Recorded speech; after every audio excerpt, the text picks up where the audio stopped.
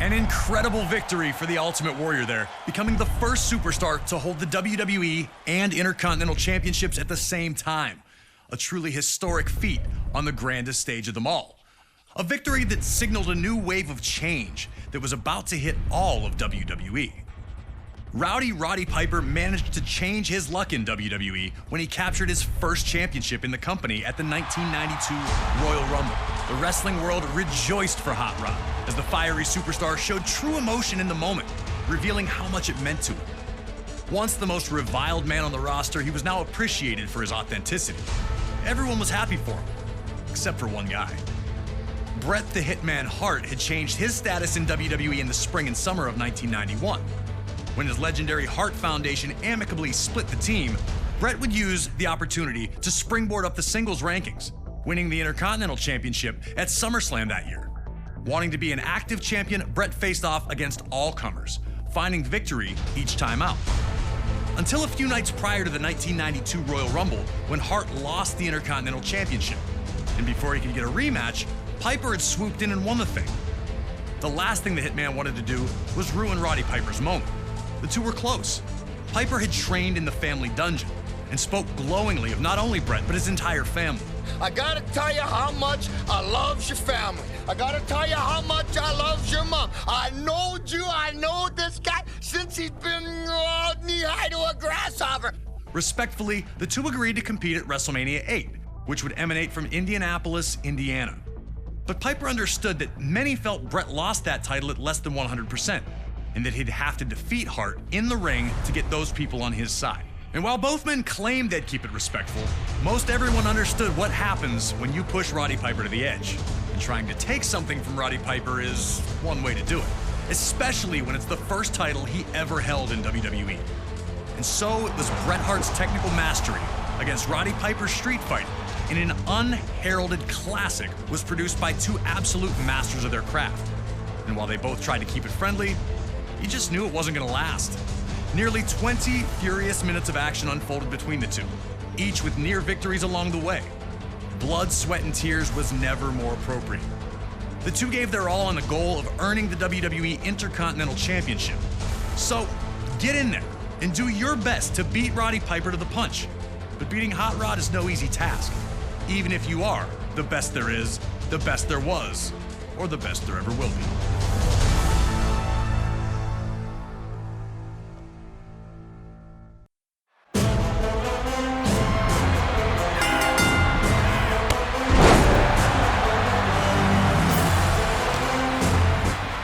Heading into the match, the smart money was on Roddy Piper, resorting to his brawling tactics.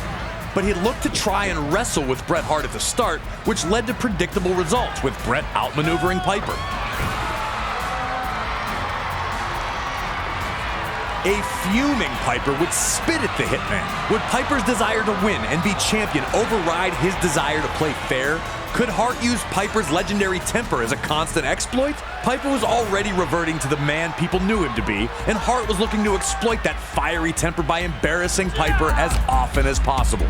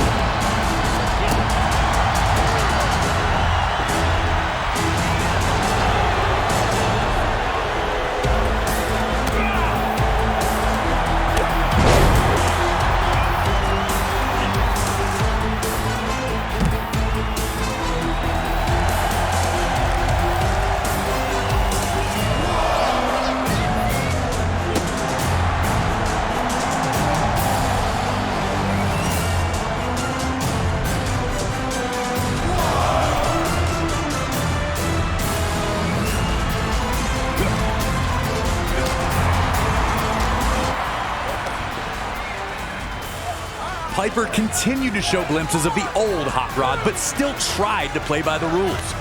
He was desperate to remain champion, but his respect for Hart and his family kept him from unleashing that old demon inside. And Hart used that to his advantage, tricking Piper by feigning a shoulder injury after landing awkwardly on a dropkick.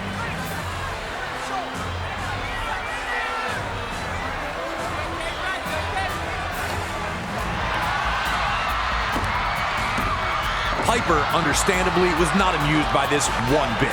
Piper slapped the taste out of Hart for gold bricking, as Bobby Heenan famously called it, and this once friendly competition was turning into the heated brawl many figured it would become.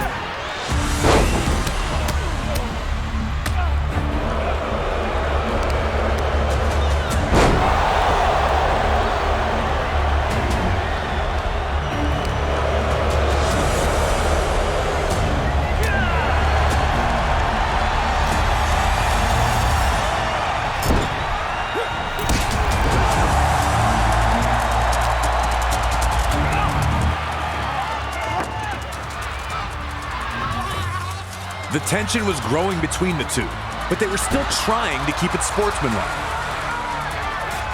The Hitman sent both tumbling to the floor with a crossbody.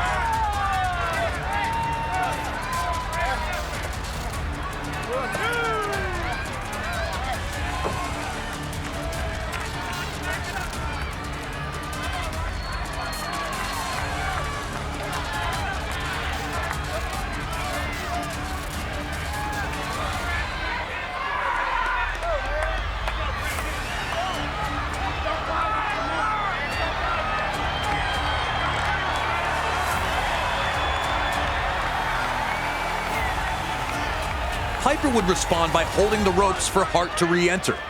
Hart was hesitant, but ultimately accepted. And that was the information Piper needed, that Hart trusted him. Piper would immediately violate that trust by telling Bret his boot was untied and unloading a huge sucker punch. The gloves were off, and the two were in a fight for survival. Hart wanted to use little tricks, while Piper just suckered him with the old, "your shoe's untied." A huge shot from Piper, and it looks like the Hitman may be busted open.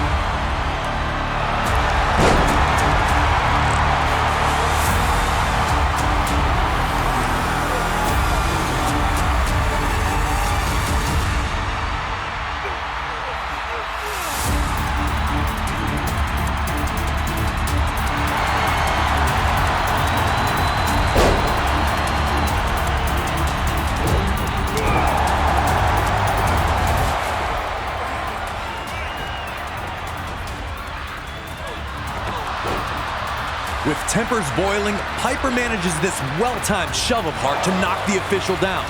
And if you think that was accidental, then you don't know Roddy Piper. As soon as the official goes down, you see the old hot rod start to appear.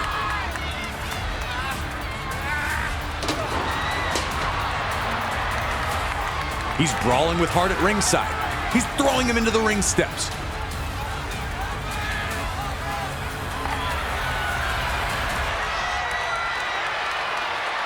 And then he grabs the ring bell. Hart's down on the mat, can barely move, and Piper's telling him to get up. As you see the sneer on Piper's face, like, this is your fault, man.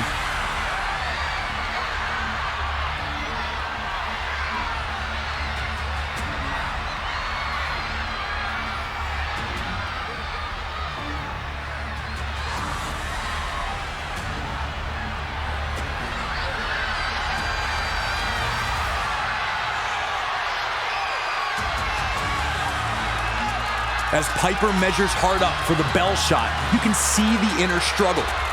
What would the Hart family think about this? What would your fans think about this? How could you look Bret Hart in the eye if you win it this way? And he keeps lifting the bell as if he's going to use it, and you're wondering which Roddy Piper's gonna win out, the angel or the devil. And then he does the right thing and tosses the bell aside. In an instant, he's got Hart in a sleeper hold. Piper has Hart beat. But the Hitman had one more counter up his sleeve, trapping Piper in the pinning combination while still in the sleeper hold. More amazing was how the instant the match was over, the respect between the two immediately returned.